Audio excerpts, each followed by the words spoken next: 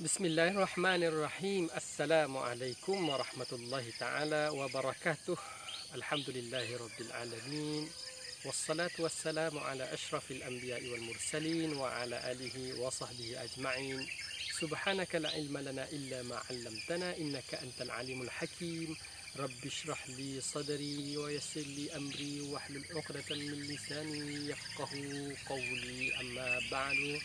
أصبحنا على فطرة الإسلام وكلمة الإخلاص وعلى دين نبينا محمد صلى الله عليه وسلم وعلى ملة أبينا إبراهيم حنيفا وما كان من المشركين.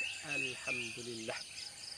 Segala puji bagi Allah Subhanahu wa taala, masih lagi memberikan kita kesempatan hingga ke saat ini untuk masih lagi menikmati nikmat iman dan juga nikmat Islam. Alhamdulillah. InsyaAllah pada kesempatan pagi ini Ustaz ingin berbicara berkenaan dengan salah satu nilai daripada nilai-nilai akmal, iaitu barakah, iaitu berkat. Apabila kita ingin membaca Al-Quran, kita ingin menghafal Al-Quran, salah satu perkara yang kita nak daripada bacaan kita, daripada hafalan kita adalah keberkatan dalam kita membaca dan juga menghafal Al-Quran. Jadi, bagaimana kita ingin mendapatkan keberkatan? Banyak benda-benda yang kita buat dalam dunia ini, kita ingin dapat keberkatan daripada Allah Subhanahu wa taala. Kita ingin dapat keberkatan daripada perkara tersebut.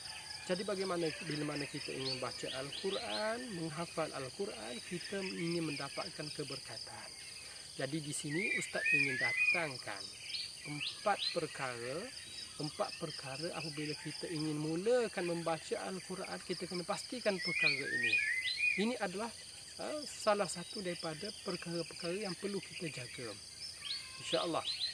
Yang pertama, apabila kita ingin memulakan bacaan Al-Quran, memulakan hafalan kita, perlulah kita terlebih dahulu memastikan diri kita dalam keadaan suci.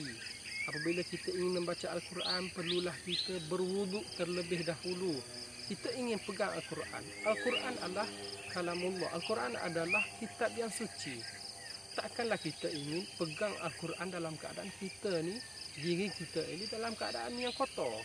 Pastikan dahulu kita bersuci, kita bersihkan diri kita daripada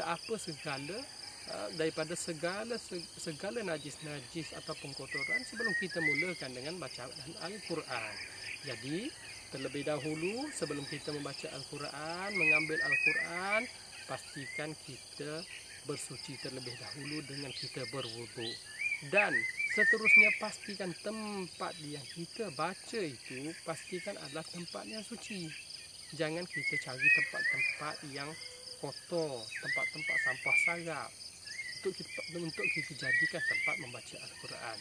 Jadi perlunya kita memastikan diri kita dan juga tempat yang kita duduk untuk membaca Al-Quran itu adalah tempat yang bersih. Yang kedua, apabila kita ingin membaca Al-Quran, haruslah kita berwangi-wangian terlebih dahulu. Kalau ada minyak atar, kita ambil minyak atar, kita pakai minyak atar, kan? Pakai mana-mana minyak wangi-wangian untuk kita beradab dengan Al-Quran. Salah seorang ulama yang sangat besar dalam Islam, Imam Malik, apabila dia ingin memulakan bacaan hadis dan juga Al-Quran, dia berwangi-wangian terlebih dahulu. Pakai minyak atar, menunjukkan bahawa dirinya sangat menyanjung tinggi dengan kata-kata Nabi dan kata-kata dan juga kalimah daripada Al-Quran itu sendiri. Itu Imam Malik. Jadi kita contohi perkara-perkara ini untuk kita mendapat keberkatan dalam amalan yang kita lakukan, iaitu berwangi-wangian.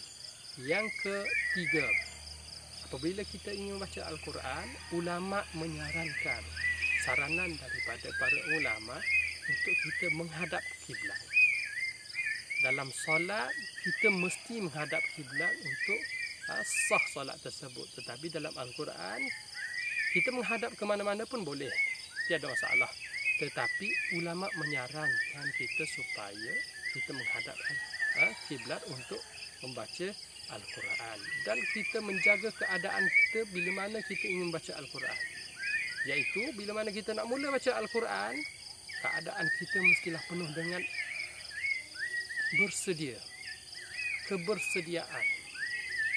Kita baca Al-Quran dalam keadaan kita tak bersedia. Bila mana kita tak bersedia, bagaimana kita ingin menghafal?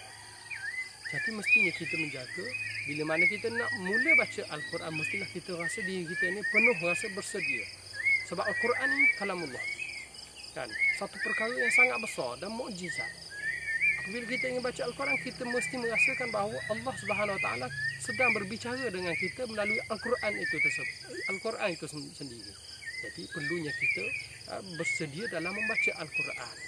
Pastikan kita menghadap Al-Qiblat dan kita bersedia duduk dalam keadaan yang paling sopan. Ini ada yang duduk dalam keadaan kaki berlunjur tengah baca Al-Quran, rasa nak baca Quran ni rasa macam baca buku komik.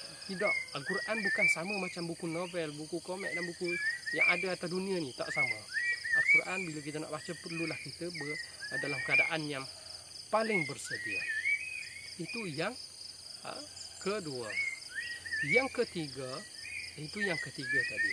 Yang keempat, apabila kita ingin baca Al-Quran, kita mulakan bacaan kita dengan isti'adah dan juga basmalah. Kita mulakan dengan a'udzubillahi minasyaitonirrajim, bismillahirrahmanirrahim. Daripada mana ayat yang ada dalam Al-Quran sekalipun, kita mula dengan bacaan itu, kita mula bacaan itu dengan isti'azah dan juga basmalah, a'udzubillahi minasyaitonirrajim, bismillahirrahmanirrahim. Dan lebih baik kita mula juga dengan bacaan surah Al-Fatihah.